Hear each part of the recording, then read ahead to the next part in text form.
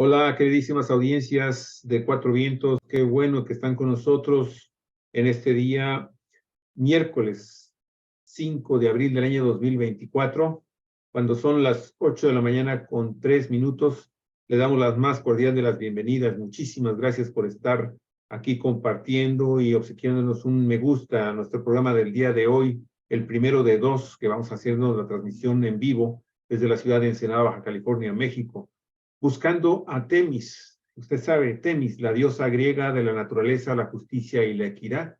Es un programa cuyo titular es Osvaldo Medina Olvera, un queridísimo amigo, muy estimado abogado, analista jurídico, político en Baja California.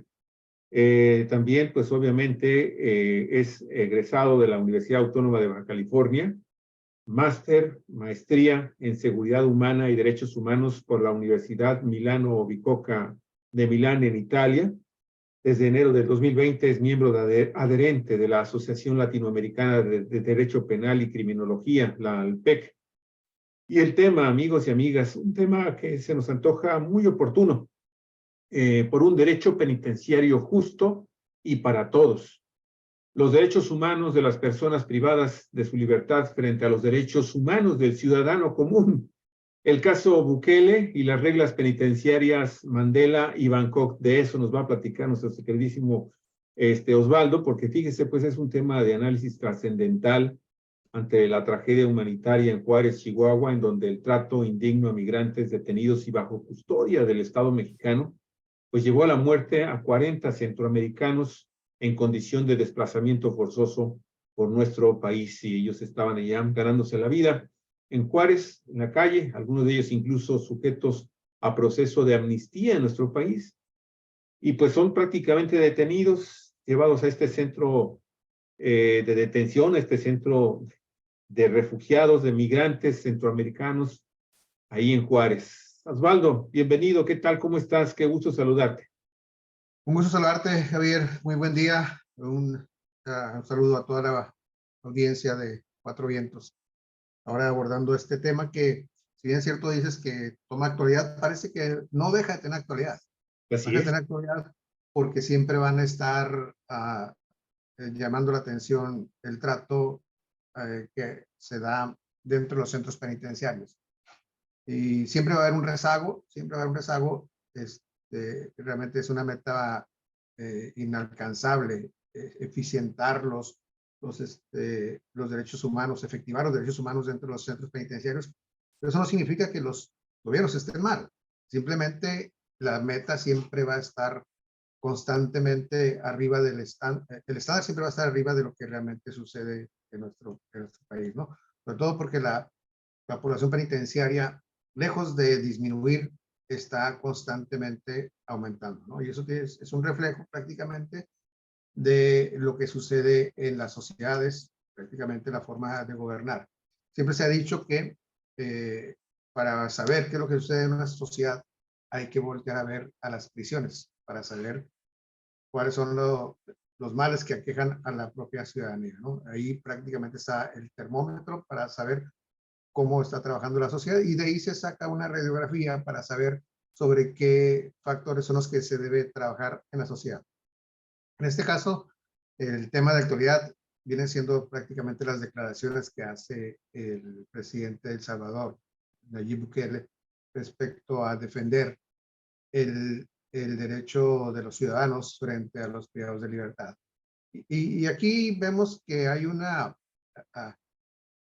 antagonismo que data de muchas décadas, ¿no? El hecho de preguntarse, bueno, ¿por qué se defiende los derechos humanos de las personas privadas de libertad? ¿Y dónde está la defensa de los derechos de los ciudadanos comunes o de calle? ¿O dónde está precisamente la defensa de los derechos de las víctimas, ¿no?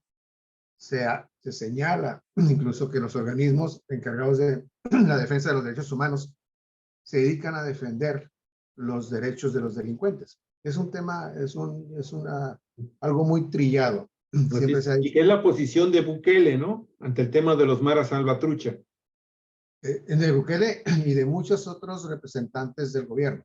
¿Sí? Siempre que hay un señalamiento a las políticas públicas tendiente a combatir el delito, y de repente salen organismos de derechos humanos en defensa de los derechos, como respuestas surge, bueno, ¿y dónde están los derechos de las víctimas? No solamente lo hace el gobierno, lo hacen también parte de la ciudadanía, ¿no? La gente se queja alegremente de esto. Muy bien, quizá aquí tengamos que abrirlo tomarlo como un parteaguas. ¿Están mal realmente los organismos de derechos humanos? ¿Verdad? ¿O está mal el gobierno? Realmente lo que sucede es que se pone en contrapunto dos argumentos que no tienen que estar confrontados, sino que al contrario, tienen que estar debidamente empatados. Es decir, ante los señalamientos de defensa de los derechos humanos de las personas privadas de libertad, no puede haber una respuesta o un reclamo para saber, oye, ¿por qué no estás defendiendo los derechos de la víctima? Hay que comprender a los organismos de derechos humanos. Los organismos de derechos humanos defienden los derechos de todas las personas, porque los derechos humanos son universales, son para todas las personas. ¿Sí? Pero a quien le corresponde la efectividad de los derechos humanos es precisamente al gobierno. ¿Sí? Tanto para los ciudadanos como para las personas privadas de libertad, como las personas que se encuentran en las distintas condiciones. Ya hablábamos también, en este caso, por ejemplo, de las personas que son migrantes, que tienen que estar resguardadas en alguna estación migratoria. Caso muy distinto, pero que lo podemos abordar también conforme vayamos avanzando en el tema, ¿no? No se puede dar una respuesta como defensa, ¿no? Sino que tendría que empatarse. Yo creo que aquí la respuesta que debió haber dicho Nayib Bukele es que en defensa de los derechos de la ciudadanía, en miras a la seguridad pública que merece, o la seguridad comunitaria que merece la población de El Salvador, se están realizando acciones con el propósito de combatir la delincuencia que significan ciertos grupos ya plenamente identificados y que resultan un azote para la sociedad. Es decir, las políticas públicas van encaminadas para la protección de los derechos de las víctimas, de la ciudadanía en general, por lo tanto no tiene por qué voltear a reclamar a los organismos de derechos humanos que por qué no defienden sus derechos. Esos derechos les corresponde defenderlos precisamente al gobierno. Y argumentar, es que en defensa precisamente de esos derechos voy a poner a las personas privadas de libertad. Y desde luego, ahí es donde se legitima el reclamo de los organismos de derechos humanos. Sí, pero ¿qué trato le vas a dar? ¿Sí? Se voltea a ver y realmente en otros videos podemos encontrar que el propio Nayib Bukele lo que hace es que empieza a construir prisiones que considera que son modelos y que son de avanzada tecnología o prácticamente nuevas. Es decir, sin decirlo, empieza a comentar que genera prisiones mediante las cuales sí se ve el respeto a los derechos humanos. ¿Cuáles son los derechos humanos que principalmente debe vigilarse para las personas privadas de libertad? Pierden su libertad, pero no pierden el resto de las libertades a las que tiene todo ser humano. Pierde la libertad para movilizarse, pero no pierde su dignidad y tiene otro tipo de libertades, ¿no? Lo que debe hacer el sistema penitenciario, lo que hace el sistema penitenciario es la adaptación en vida de prisión de todas esas libertades, ¿no? ¿A qué tienen derecho las personas privadas de la libertad? Empecemos por el derecho a la salud. Y Osvaldo, permíteme nada más hacerte una pregunta para ya dejarte correr este tema, pero lo que pasa es que Bukele acusó precisamente con el tema de los 40 personas que fallecieron en esta tragedia en Juárez, acusó al Estado mexicano de haber, de haber cometido un delito de lesa humanidad, porque precisamente estas 40 personas estaban, más los que sobrevivieron hasta el momento, estaban bajo custodia del Estado mexicano, pero pues para él prácticamente fue una especie así como de un crimen de Estado y que se violaban porque toma como base precisamente el que se violaron sus derechos. ¿Tiene razón Bukele cuando afirma esto? Nada más para dejar eso último en claro sobre el tema de Bukele. Yo creo que hay una violación constante a los derechos humanos, pero estamos hablando del grupo de migrantes. Primero hay que diferenciar. Los migrantes no pueden ser considerados como personas que son privadas de la libertad por haber cometido una conducta delictiva. Es decir, no pueden ser considerados como personas como delincuentes o probables delincuentes, ¿no?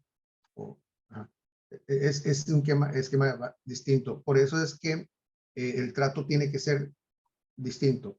La experiencia que tuve en lo personal en la época de los 80s en Tijuana fue que el Instituto Nacional de Migración utilizaba la cárcel pública como estación migratoria. Sí, es decir, no había una diferenciación de las personas que realmente habían cometido una conducta delictiva con aquellos que estaban aquí y su estatus migratorio era irregular. Es decir, siempre se ha hecho referencia de que los migrantes no son delincuentes, ¿verdad? No pueden ser tratados como delincuentes. Es una postura que han abordado los países latinoamericanos. Estados Unidos tiene un trato distinto y los considera como que son personas que son delincuentes. ¿Sí? Esa diferencia nosotros la tenemos. Y hubo recomendaciones en la época de los 80s en la cual se establecía que las cárceles del Estado, las cárceles municipales, no podían ser utilizadas como estaciones migratorias y por lo tanto deberían generarse estaciones migratorias. Atención aquí, porque las estaciones migratorias no deben reunir las características de las cárceles. Ese es el punto en el cual viene una violación a sus derechos porque debe ser considerada como un espacio donde deben estar concentrados. Si recuerdas que hubo en años pasados hubo una movilización masiva de haitianos hacia la ciudad de Tijuana y un centro deportivo tuvo que ser utilizado como una estación migratoria. Y toda vez que no habían celdas ni espacios cerrados, se habilitaron espacios amplios y se les permitió se les proveyó de carpas precisamente para poder pernoctar, ¿no? Es decir, esa sería la diferencia. ¿Qué es lo que sucede en Chihuahua? Que realmente utilizaron el centro para cerrarlo, pero parece ser que aquí lo que realmente falló fue que las autoridades encargadas de la vigilancia de las personas también omitieron vigilar medidas de protección civil. Okay. Es decir, se conoce pues que el incendio fue provocado por otra de las personas que se encuentran ahí y en calidad de migrante y que él precisamente provocó el incendio con el propósito de llamar la atención y solicitar que se abrieran las puertas.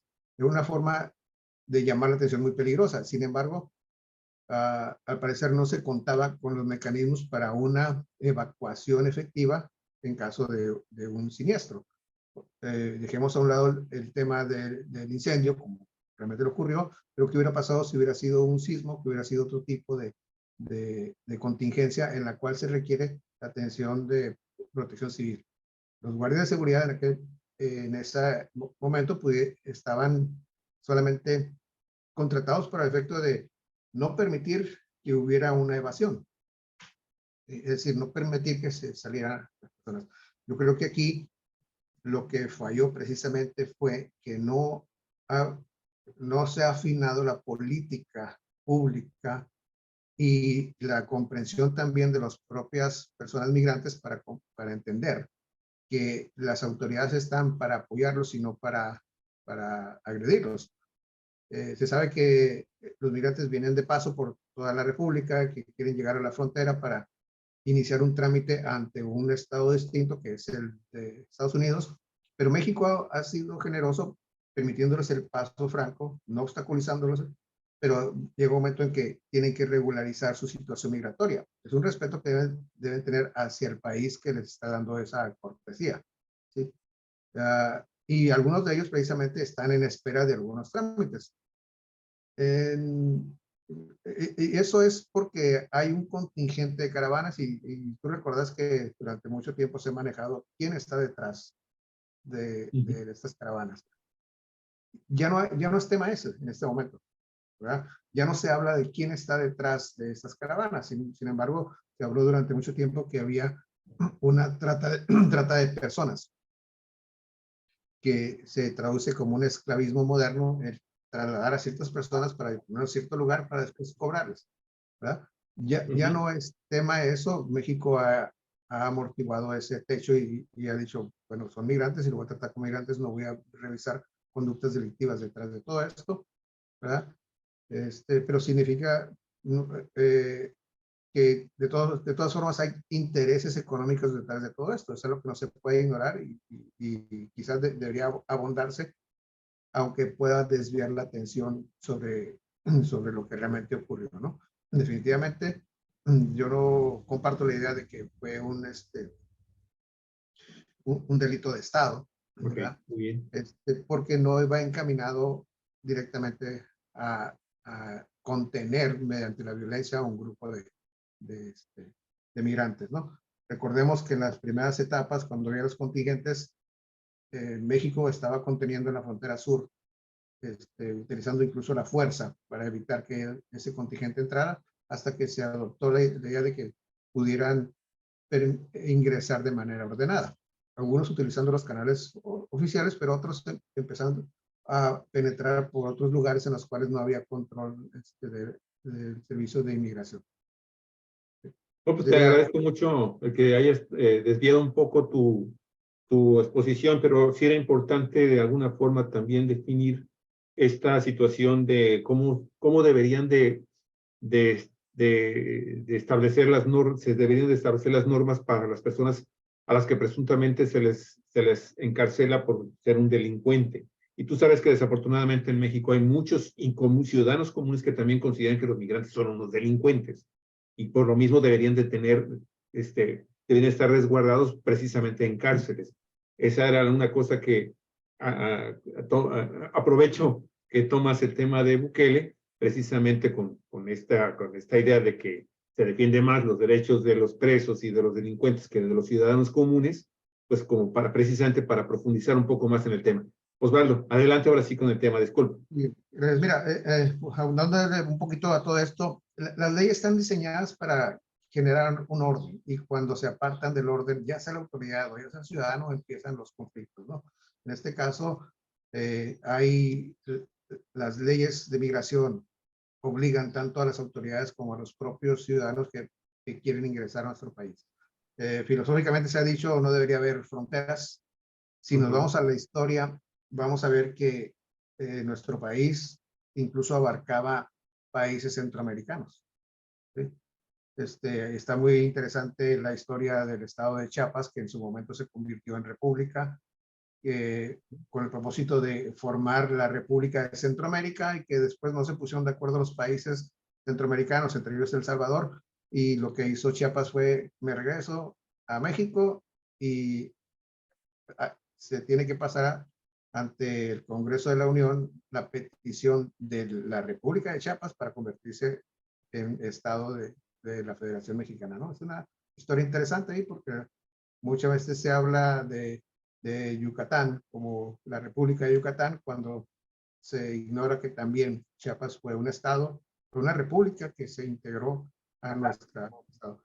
Entonces, las fronteras son muy amplias, tan hermanos centroamericanos, los guatemaltecos, los salvadoreños, los hondureños, los nicaragüenses, ¿verdad? Como los mexicanos, cuando antes éramos una región bastante extensa de nuestro país, ¿no? Muy bien, Osvaldo. Bien, me regreso al tema de las personas privadas de la libertad. Te agradezco, muy amable. Ajá. Dentro de los derechos que tienen las personas privadas de libertad, podemos considerar inmediatamente el tema de la salud, ¿sí? Es interesante, insisto en que las personas privadas de libertad tienen el derecho a su dignidad, a una vida digna, y ese es el punto de la seguridad humana, el hecho de que podamos vivir libres de miedos, libres de la miseria, libres de la necesidad y libertad para vivir con dignidad. No importa cuál sea nuestra situación jurídica en su momento, las personas privadas de libertad también merecen vivir con dignidad. Es decir, estarán privadas de su libertad, pero tendrán derecho a una dignidad mínima. Si les estamos restringiendo su libertad, son personas que su salud no la van a poder cuidar, no van a poder proveerse los propios alimentos y por lo tanto el Estado es el que absorbe esa responsabilidad. Por eso es que dentro del drama penal, dentro del derecho penal, se habla de la necesariedad de la pena. Muchos legisladores lo que hacen es empezar a generar un catálogo de delitos para que todas las personas que cometen cierta conducta vayan a la cárcel y no se ponen a pensar realmente si hay una necesariedad de la pena de prisión. ¿Sí? Y eso es importante porque entonces vamos a meter mucha gente a la cárcel y mucha de esa gente la tenemos que respetar su dignidad y respetar sus necesidades básicas. La salud. Muchas de las personas privadas de libertad mejoran algunos de sus derechos cuando entran a prisión. La experiencia que me ha tocado ver es que una vez que llegan, lo primero que se hace como una obligación es pasarlos a revisión médica con el propósito de saber su estado de salud, para saber si tienen algún tipo de enfermedad y entonces de saber qué tipo de atención van a tener. Muchas personas en su vida en libertad no tienen acceso a servicios de salud del Estado. Si la persona es trabajadora, lo podrá obtener a través como de su trabajo como un derecho que está pagando constantemente. Pero si es una persona que no cotiza a un servicio de seguridad social, la verdad es que tiene que tener sus propios ingresos para asistir a un servicio médico, ¿no?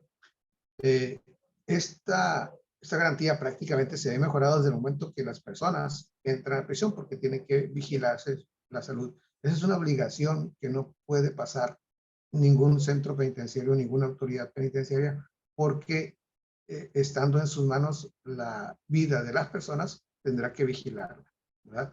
De ahí que si hay un descuido, entonces entra en responsabilidad del Estado mexicano. Por eso es importante comprender que muchas veces ciertas garantías se van mejorando. El servicio dental inclusive, me ha tocado ver personas que durante su vida no se preocuparon por su salud dental y que cuando llegan a la prisión, el dolor que les aqueja obliga a una atención por parte del Estado y en los centros penitenciarios siempre vamos a tener o deberemos de tener la atención de un odontólogo, ¿sí? Que va a estar ahí para aliviar el dolor o en su caso llegar a efectuar algunas extracciones. Es decir, si analizamos bien, estas personas ven mejoradas al momento que entra al sistema penitenciario en un esquema de prisionalización, inmediatamente deberá reflejarse la mejoría o la atención, con dignidad hacia su persona, ¿no?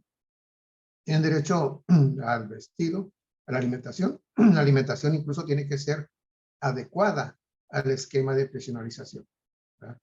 Recuerdo cuando en la penitenciaría de Tijuana, cuando era conocido como el Pueblito, los propios privados de libertad hacían sus comidas, tenían sus propios restaurantes al interior y cada quien, de acuerdo a su condición, tenía la oportunidad de comer lo que le gustara. Después de lo que fue el operativo Tornado, empezaron a homologarse, empezaron a crearse esquemas para proveer la alimentación en todos los centros penitenciarios de la misma calidad, obedeciendo incluso a un calendario homogéneo. Y la alimentación está diseñada para la vida dentro de la prisión. Es decir, no es una alimentación que requiera de mucha energía, porque esa energía va a provocar un estrés dentro de los privados de libertad. Es algo que nosotros observamos en su momento para decir que de alguna manera u otra nos estábamos equivocando al momento de proveer los alimentos porque, por ejemplo, el café era una de las bebidas que eran muy socorridas por los privados de libertad. Pero si probabas el café en la noche, se desvelaban y en la mañana no se puede, se quedaban dormidos.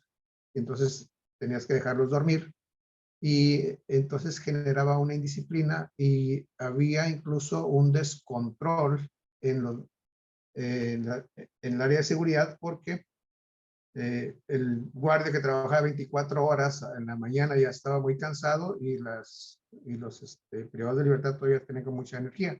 Entonces era algo que tenía uno que cuidar y vigilar y empezar a diseñar una dieta que estuviera de acuerdo a los esquemas de la prisionalización. También preocuparse por el ejercitamiento físico, ¿verdad? El no permitir que los individuos se quedaran anquilosados en la prisión y por lo tanto hay un esquema de ejercitación para los privados de libertad incluso adecuada a sus propias condiciones, ¿verdad? Si las condiciones físicas son óptimas, tendrá un esquema importante, pero, por ejemplo, las personas privadas de libertad de mayor edad, de tercera edad, lo que en su momento se les proporcionó fueron acondicionamientos de disciplina Tai Chi, con el propósito de un ejercitamiento muscular, ¿no? Eso es como uno de los ejemplos. Y entonces tenemos que el Estado tiene atención a los privados de libertad y es cuando surge la pregunta, ¿por qué tanta atención a los privados de libertad y qué pasa con los ciudadanos de calle? Es lo cuando viene, oye, estás defendiendo todos los derechos humanos de las personas privadas de libertad y qué pasa con los derechos humanos de las víctimas, inclusive. Bueno, la verdad es que si hubo una razón para que estas personas permanecieran en prisión, es un precio que tenemos que pagar. Es que preferimos entonces que se encuentren en prisión porque vamos a neutralizar un riesgo que pueda existir de que esta persona reitere su conducta como una modus vivendi y entonces tenemos que entrar a trabajar con ellos sobre un programa de reinserción social. Es decir, es preferir destinar recursos públicos con el propósito de trabajar en la reinserción social del individuo que dejarlo en libertad. Esa es una forma de defender precisamente a las víctimas. Pero tiene derechos y también tiene obligaciones. Y aquí es donde el Estado encuentra las dificultades, porque las obligaciones que tienen los privados de libertad ante la sociedad es, independientemente de que tengan que respetar el orden dentro de la prisión, también tienen las obligaciones de contribuir a su propia manutención, a la reparación del daño e incluso a contribuir con las obligaciones familiares que dejaron pendientes cuando estaban en libertad. Si él era padre de familia, tiene hijos, definitivamente que él debe responder como ante las obligaciones de sus hijos o de su esposa. Por eso es que también tiene derecho al trabajo remunerado. Y los centros penitenciarios no todos están diseñados para tener un trabajo adecuado a las condiciones carcelarias, ¿verdad? Y que le permita obtener un ingreso remunerado en las prisiones. Me tocó a mí a principios de siglo platicar precisamente con empresarios de maquiladoras y algunos de ellos estaban reacios para entrar dentro de las prisiones a trabajar. Dice, bueno, espérame tantito, es que yo tengo muchas obligaciones, pero tenían la mentalidad de las obligaciones que se tienen en la ciudad. Y yo les comentaba, yo te voy a explicar cuáles son las ventajas de tener una mano de obra prácticamente cautiva, ¿sí? Que es, en primer lugar, no tienes que preocuparte por gastar por bonos de puntualidad, porque las personas ya se encuentran aquí disponibles y quieren trabajar. Incluso puedes omitir el régimen de seguridad social porque la obligación de proporcionar seguridad social a los privados de libertad es del Estado. Entonces, en caso de algún accidente, el Estado ya tiene la obligación de proporcionar esa. Si además se le puede proporcionar un servicio de una clínica particular, excelente. Sin embargo, por seguridad se recurre a los centros hospitalarios públicos para dar esa seguridad. Entonces, eso es algo que incluso que le constituye un ahorro al empresario, ¿no? Me argumentaban, oye, pero las medidas de seguridad, porque a veces manejo yo, en caso de maquiladoras que se encargan de manejo de herramientas como tijeras, agujas, etcétera. Digo, bueno, no te tienes que preocupar por la seguridad porque la seguridad es mi responsabilidad como director. ¿Sí? Es decir, yo voy a vigilar que esas medidas de seguridad se cumplan. No necesitas tener tú un esquema de seguridad privada porque la seguridad pública para eso está destinada, ¿no? Entonces, el esquema está interesante ahí. Ante tantos derechos, la gente dice, es injusto que los impuestos de los ciudadanos vayan encaminados en gran manera a atención a las personas privadas de libertad para darles los beneficios que no tienen el resto de la ciudadanía. No es injusto porque se encuentra establecido dentro de la ley y está diseñada precisamente para organizarnos y vivir, vivir en armonía. Lo que sí puede ser,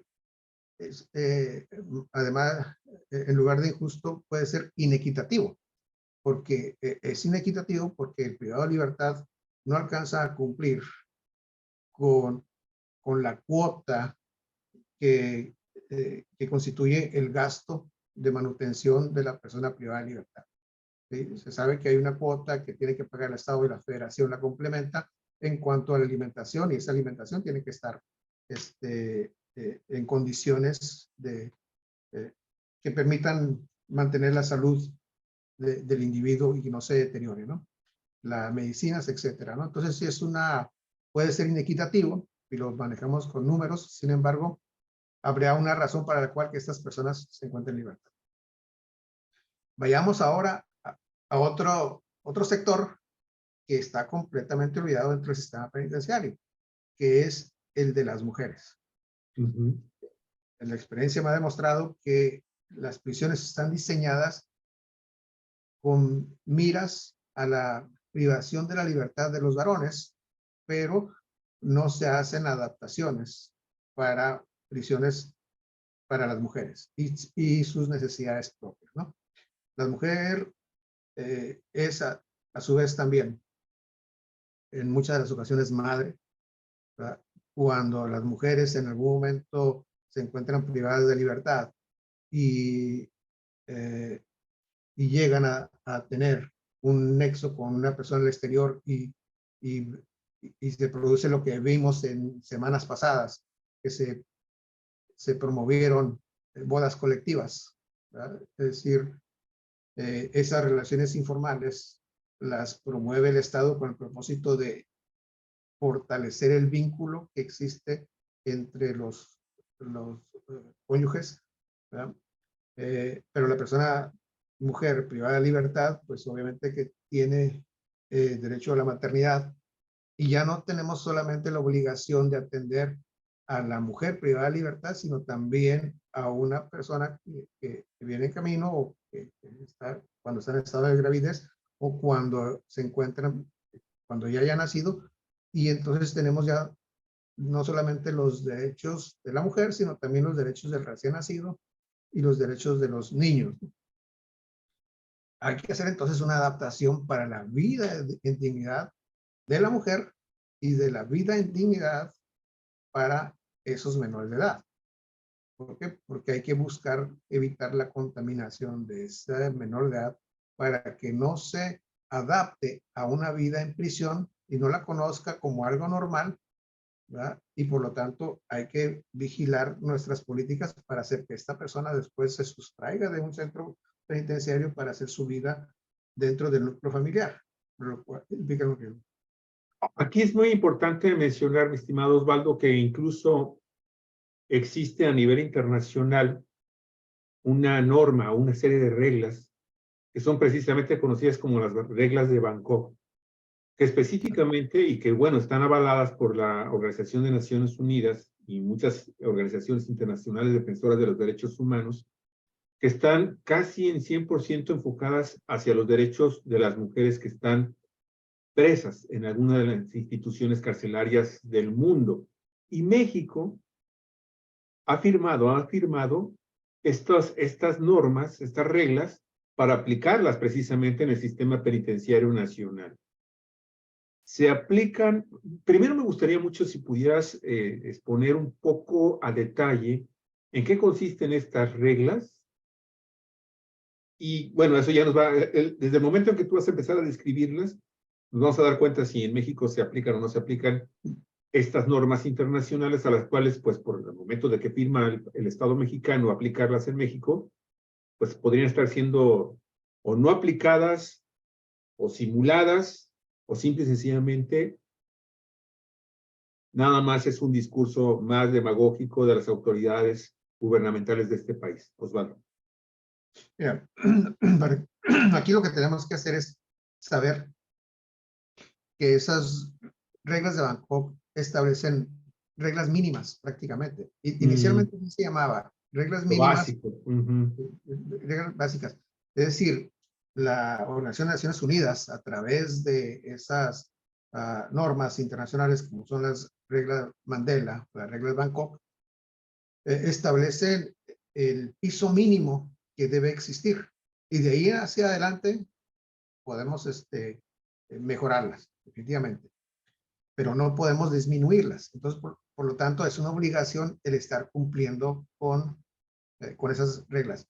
Aquí hay algo interesante en el sistema penitenciario, no solamente de nuestro país, sino de los países latinoamericanos, porque cuando se habla de reglas mínimas, siempre estamos por debajo del estándar, porque parece ser que la mentalidad es, esto es lo que me exigen y por lo tanto si dejo de cumplir un poquito no hay ningún problema. La mentalidad tiene que cambiar, es a la inversa. Es decir, no es negociable, este es el piso mínimo, de ahí para arriba lo que puedas mejorar. Bien, pero ¿de qué estamos hablando? De algo que ya comentábamos, el derecho a la salud, el derecho a la alimentación, el derecho a la reinserción social, el derecho a establecer los nexos de familia.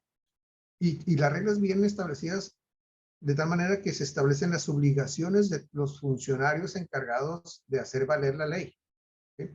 Es decir, dentro de las reglas de Mandela, de Bangkok, establecen cuáles son las obligaciones que tienen el médico en prisión, el odontólogo en prisión, el enfermero en prisión, cuáles son los roles, cuál es el rol incluso del educador, ¿verdad? Y si se requiere atención especial.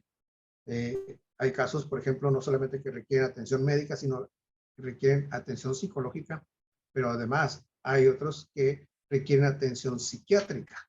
¿Sí? En México tenemos un centro penitenciario para pacientes psiquiátricos y de toda la República, se encuentra en el estado de Morelos, y de toda la República se envían solicitudes para que sean recibidos estas personas en los centros penitenciarios para privados de libertad en condiciones psiquiátricas. Se reciben y después de un tiempo se vuelven a regresar a los centros penitenciarios. Entonces, si se cumplen, puede ser que estemos muy por debajo del estándar de manera general, pero esa es la diferencia que hacen, que podemos encontrar en la política penitenciaria diseñada por el Estado. Puedo decir, por ejemplo, que en el caso de Nayib Bukele, lo que está haciendo es atacar directamente a un grupo de personas que ha combatido, que se han dedicado a la delincuencia, como lo es la Mara Salvatrucha, e incluso ha realizado actos que significan un mensaje y ha sido criticado. El pasado día de los inocentes, ordenó que personas privadas de libertad fueran a destruir las tumbas de personas, de, de, de delincuentes conocidos que tenían sus santuarios prácticamente. Y ordenó la destrucción de ellos porque prácticamente no eran más que un homenaje a personas que están constantemente lacerando a la ciudadanía. Pero esa es la política pública que le está implementando. En nuestro país se tiene que hacer también esas adaptaciones. Una de las adaptaciones que tenemos es que tenemos distintos tipos de centros penitenciarios de, de baja seguridad, de mediana seguridad y de alta seguridad. ¿Sí? La gente lo confunde porque hablan de peligrosidad. Realmente los centros penitenciarios se gradúan en la baja peligrosidad, baja seguridad, mediana seguridad y de máxima seguridad. Esto que implica que los de baja seguridad son centros que incluso están diseñados para personas que están en la etapa próxima a la reinserción social, próxima a la libertad. Los de mediana seguridad son aquellos que entra la persona, se busca su clasificación y se empieza a trabajar sobre su reinserción social. Y los de máxima seguridad son aquellas personas que están consideradas que no tienen un pronóstico favorable para la reinserción social y que se sabe que lejos de integrarse a la sociedad positivamente, van a continuar con sus actividades delictivas. ¿Sí? Entonces, hay adecuación a cada centro penitenciario. Decir, pues, que de repente en centros penitenciarios de máxima seguridad hay una violación de los derechos, la verdad es que podemos también considerar que no es más que una adaptación de las medidas de seguridad para contener una delincuencia que puede ser organizada o que puede constituir un riesgo para la propia ciudadanía. Se sabe, pues, incluso que las organizaciones operan desde los centros penitenciarios. Y mucha gente dice, bueno, pues están privados de libertad, ¿cómo es que llegan a cometer esos delitos? La tecnología, las técnicas de comunicación, las visitas son los canales de comunicación con el resto del mundo y el código de fidelidad que pueden tener las pandillas afuera hacen que una persona que entre en prisión no sea una persona olvidada, sino que sea una persona que además tiene una autoridad sobre la pandilla, ¿no? Entonces, son fenómenos que es interesante analizar. Habría que valorar qué tanto se cumple con las normas en cada centro penitenciario. En Baja California lo que te puedo comentar es que no se cumple con reglas de Bangkok, porque incluso hay una recomendación desde hace algunos años en virtud de que no existe un centro penitenciario para las mujeres. En lo particular, se ha hablado acerca de, en Baja California, se ha hablado de que se va a construir un centro penitenciario. Entre tanto, las mujeres se tienen que adaptar a instalaciones que son diseñadas para varones. ¿Cuál sería la diferencia o cuál sería el complemento de las reglas de Mandela, conocidas como las reglas Mandela, Osvaldo, para tener entonces ya el panorama completo de los dos temas que abarcarías junto con lo de Bukele? ¿Cuál sería la diferencia? ¿O son igual, son normas mínimas para estar trabajando con los presos en el sistema penitenciario nacional? Las reglas Mandela se llaman así precisamente en honor a Nelson Mandela. Nelson Mandela. Pero antes se conocían como reglas mínimas de los reclusos. Y dentro de las reglas mínimas de los reclusos eran para todos, reclusos y reclusas. No había distinción de género. Después, precisamente en la búsqueda de la visibilidad de las mujeres, las reglas Mandela se separan para generar posteriormente las reglas de Bangkok, para hacer un diseño ad hoc para las mujeres, ¿no? Y la diferencia es esa, precisamente. Hay que crear centros penitenciarios de acuerdo a la necesidad de las mujeres. Anteriormente, cualquier centro penitenciario era nada más crear un pabellón para mujeres, cuando las reglas de Bangkok establecen que los centros penitenciarios deben ser diseñados con perspectiva de género, ¿sí? De acuerdo a las necesidades. Yo me he permitido hacer una sugerencia en algunos momentos, y por ahí está latente el documento, en el cual yo sugerí una reconvención del Centro Penitenciario Ensenada para convertirlo en centro penitenciario femenil. Esto lo vi viable porque aproximadamente hay cerca de 1,000 mujeres alrededor de 1,000 mujeres en los centros penitenciarios del estado, y la capacidad de 2 edificios que están en Ensenada rebasan los 1,000 espacios para vivir dignamente para las mujeres. Esos actualmente están ocupados por varones. Si todas las mujeres del estado se vinieran para acá, estarían alojadas con dignidad, no en las condiciones en las que viven actualmente las personas. Pero estaríamos hablando de un centro penitenciario femenil. Y la población minoritaria sería aquellos privados de libertad varones que estarían en una área distinta que sí existe en el centro penitenciario de Ensenada, y aquellas personas a las cuales estarían pendientes del proceso en los juzgados de la localidad. El resto puede estar trasladado precisamente al resto de los estados, ¿no? Ocupando los espacios que actualmente se encuentran las mujeres. Ok, me gustaría ir ya cerrando más o menos en nuestro programa, mi queridísimo Osvaldo, buscando de alguna forma resumir en qué falla el sistema penitenciario mexicano, considerando estas reglas, estas recomendaciones de carácter internacional para que se le dé un trato más digno y humano a las personas que están presas por alguna condición de un presunto, haber cometido un presunto delito. ¿En qué momento estamos, mi estimado Osvaldo, aquí en México? ¿Cuáles serían las principales deficiencias, las debilidades y las fortalezas del sistema penitenciario mexicano con relación a estas normativas internacionales? Mira, yo creo que el sistema penitenciario llegó a un estado, a una situación de mejoría en las últimas décadas. Ha venido de menos a más, ¿verdad? Las exigencias siempre, para los privados de libertad, siempre van a ser en lo individual. Vamos a escuchar voces de que no se respetan mis derechos, mi derecho en particular mientras yo me encuentro en prisión. Vemos, por ejemplo, personas que incluso políticos que entran a prisión inmediatamente recurren a la cuestión médica, ¿verdad?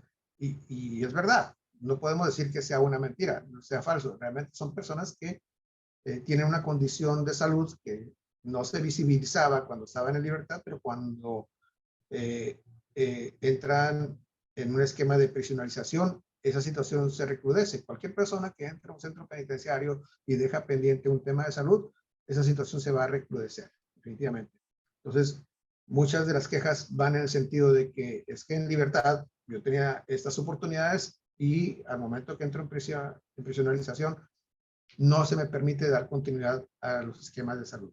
Muchas de las quejas que existen es de personas, sobre todo adultos mayores, es el hecho de que tienen pendientes atención médica de salud en hospitales, ¿verdad? Y que cuando entran a la prisión se rompen con las citas y entonces la familia está batallando para poder darle continuidad a los esquemas de salud.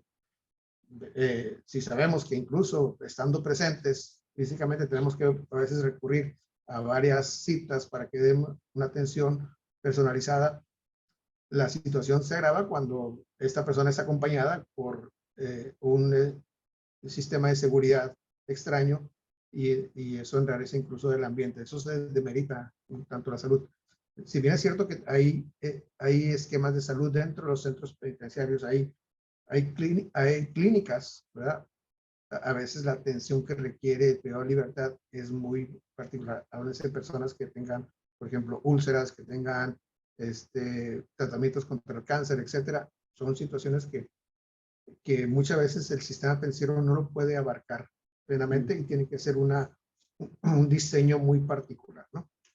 En ese Entonces, sentido, mi estimado Osvaldo, no me gustaría que termináramos el programa si quisieras también alguna mención respecto a la privatización del sistema penitenciario mexicano. ¿Esto crees tú? Bueno, durante los gobiernos de Felipe Calderón y Enrique Peña Nieto, se concesionó, se concesionan, creo que son 8 reclusorios en nuestro país, en diferentes estados de la República. Y la conclusión de este gobierno ha sido, de este gobierno de Manuel López Obrador, ha sido de que esta privatización terminó finalmente convirtiéndose en un gran negocio para quienes obviamente tuvieron la iniciativa de pedir y de obtener por parte de las autoridades federales mexicanas los permisos para construir y operar cárceles en México. Y son contratos a muchos años, más de 30 años, las concesiones se les dieron para que se hicieran cargo de una parte de la población penitenciaria nacional. ¿Es una opción el sistema privado en las cárceles en México? Mira, opciones hay De muchas. derechos humanos también, obviamente, ¿no? Opciones hay muchas y tiene que ver mucho con las políticas públicas que nosotros podamos diseñar. En otros países sí existe la privatización de las prisiones. Sí, ¿Y funciona? ¿Sí funciona? Sí funciona. Lo que sucede es a quién vamos a tratar en centros penitenciarios. Mira, te vas a sorprender, pero en Milán hay un centro penitenciario que incluso tú puedes hacer cita para tener una cena romántica en una celda. Ahora. Sí, así es. ¿Por qué? Porque el esquema está diseñado precisamente para la reinserción social de ciertas personas privadas de libertad y que se fueron encaminados a, a educarlos en materia culinaria, tanto como chefs o como sommeliers. ¿Sí? Es decir, tú puedes ordenar en una celda con pósters incluso de algunas películas que son muy ad hoc, ¿verdad? Puedes ordenar una cena romántica y te va a tener una persona privada de libertad, que es el chef, y una persona privada de libertad, que es el sommelier, y te va a ofrecer los vinos.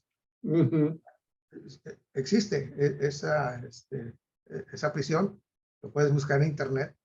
Hay otras prisiones en las cuales hay países que tienen lista de espera para personas que quieran ingresar a, a los centros penitenciarios. Pero ¿a qué se debe eso? Se debe a que ya esta persona está neutralizada económicamente, socialmente en la sociedad, que lo que tiene que hacer es para liberar los candados que le impiden desarrollarse plenamente, buscan cumplir su sentencia en prisión con el propósito de que en vía económica se liberen de ciertos candados, ¿no? Entonces, sí se puede llegar, hay muchas realidades en el sistema penitenciario muy avanzados que en realidad valdría la pena incluso implementarlas aquí. El problema es que nuestra sociedad puede no estar preparada para esos logros. Muchas de las políticas públicas están alentadas por el ánimo de venganza. Cuando vemos que una persona rompe con el esquema social por la comisión de algún delito, y imaginemos cualquier tipo de delito, por ejemplo, imaginemos el delito de homicidio. La muerte de una persona provoca una desestabilidad familiar tremenda. Y por lo tanto, muchas veces lo que busca la persona es venganza. Y cuando dice, quiero que pague, estamos pensando en que esta persona se quede en prisión el mayor tiempo posible. En el esquema norteamericano, cuando se dice, quiero que pague, efectivamente están pensando en dólares y centavos. ¿Sí? Buscan que la persona compense económicamente el daño que ha ocasionado. Se sabe que la pérdida de una vida no se puede reparar, pero sí se puede compensar la afectación psicológica o la afectación económica de las personas que quedaron pendientes y por lo tanto buscan que esta persona no esté en prisión, sino que económicamente vaya, trabaje y colabore con la compensación que se está esperando. Son formas de pensar distintas. Realmente las políticas públicas tendrán que analizarse efectivamente para saber qué es lo que pide la gente o cómo podemos convencer a la gente para que cambie su forma de pensar. ¿Sí? Yo platicaba hace algunos años con un juez de la localidad y decía, bueno, es que la compensación por la comisión de un delito de homicidio está tasada de acuerdo a la Ley Federal del Trabajo y por lo tanto son 2,000 salarios mínimos lo que puedo condenar a una persona que haya cometido una conducta delictiva. Yo le digo, no, lo que pasa es que los abogados no estamos aplicando reglas de carácter civil. ¿Por qué? Porque si esta persona fue padre, ¿verdad?, y tiene hijos, entonces el perjuicio se ocasionó hacia los hijos y estos hijos tenían expectativa de que su padre les proveyera de educación profesional. Por lo tanto, la obligación de esta persona es no solamente pagar los 2,000 salarios mínimos que establece la Ley Federal del Trabajo, porque la Ley Penal refiere a la Ley Federal del Trabajo, pero también, de acuerdo a la Ley Civil, tendría la obligación de satisfacer las necesidades de aquellas personas que eran dependientes y que tenían una expectativa de vida. Yo creo que es echar mano de las herramientas jurídicas que tenemos a nuestra disposición. Pues Osvaldo, muy interesante tu charla del día de hoy, muy completa. Habría posiblemente también que señalar que las condiciones de los sistemas penitenciarios mexicanos, el sistema penitenciario mexicano, pues también simple y sencillamente mejorará en la medida de que también mejoren las condiciones de carácter de vida en nuestro país. Tú sabes que muchas de las personas que cometen un delito muchas veces están padeciendo situaciones de un gran desajuste económico, ¿sí? Subempleadas, desempleadas, sin acceso a educación, sin acceso a trabajo digno y bien remunerado. Entonces esto pues, va generando grandes desequilibrios y grandes resentimientos de carácter social. Y bueno, muchas veces la gente prácticamente se ve inducido a que se involucre dentro de una actividad criminal. Pero bueno, esas son palabras que pues, se podrían analizar en otro programa, Osvaldo, de Buscando a Tamis. Te queremos agradecer muchísimo toda esta participación. Ya llevamos la hora completita. Osvaldo, ¿algunas palabras finales? Pues no, realmente terminar que al final de cuentas, tanto las autoridades penitenciarias como la sociedad y los organismos de seguridad o de defensa de derechos humanos tendremos que armonizar nuestro discurso para no estar peleando con discusiones que no nos llevan a ninguna parte, no son edificantes. Yo creo que tanto los organismos de derechos humanos trabajan efectivamente en defensa de los derechos de todo, cualquier sector, como también el Estado se encuentra en constante efectivación de los derechos humanos de la ciudadanía.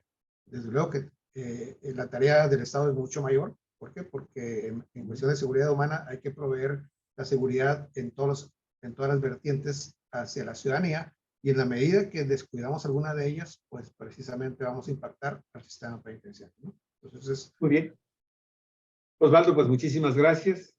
Y amigos y amigas de Cuatro Vientos, no se nos vayan, denos por favor a las 9:30, perdón, sí, a las 9:30 tenemos el segundo programa del día de hoy, La Causa de las Mujeres. María Carmen Rioseco estará con nosotros, está muy conocida y pues muy activista a favor de los derechos de las mujeres, las niñas y los adolescentes en nuestro estado de Baja California.